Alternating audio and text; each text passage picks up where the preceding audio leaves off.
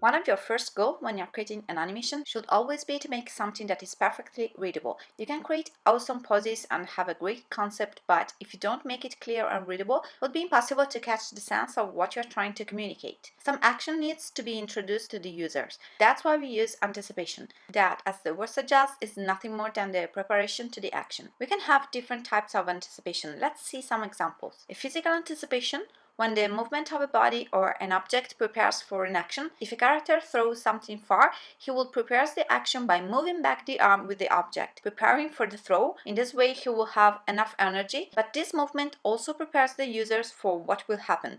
From this anticipation, you already can imagine that he will throw the object.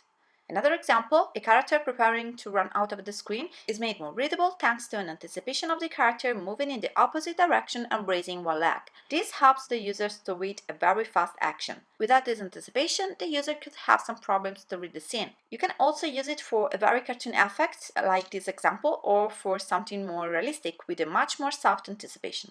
Another way to use an anticipation is to create a funny effect, like if you see the same run anticipation, you imagine that he will run away super fast, but adding a pretty slow run after this big anticipation, you will create an unexpected result. Or you can use it to direct the attention to something that is going to happen or leading the eyes in the right screen area. Example, if your character is standing in the middle of the screen but something is going to enter from the right, without an anticipation you will probably miss the first part, when the second element is entering in the screen, because you are looking at the character in the center. But if you add an anticipation of the character looking on the right, your attention will be redirected in the right area, just in time to better follow the action. Or in case the character is going to take something, a fast look at this object prepares the user to what he's going to do.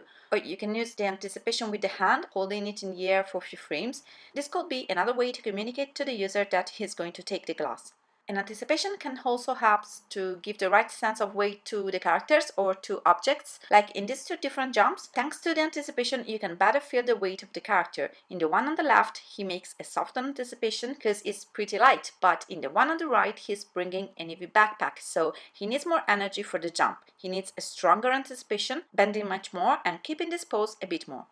How much anticipation do we need? Depends on the action. Usually, with fast actions or a big change in positions, we need more anticipation. Like for the fast one or the cartoon one, both of these examples have big anticipation and super fast action just after them. Or an angry reaction like a character smashing a door, this acting will require a big anticipation to emphasize the action, and after, the door is closed in very few frames. For slow or small movement, like an hand that is going to grab a light object, here the anticipation is almost imperceptible, but if we see the path of action, we can see that the hand goes upward just few frames, creating this little anticipation. Or for example, in this simple take, we have this little anticipation, a very small movement with the character moving upwards before the take, few frames of anticipation. Remember to add a reaction like a subtle after a fast action. Your animation should have an anticipation, the action, and the reaction subtle after the action. The door subtle, doing little movements back and forward in few frames.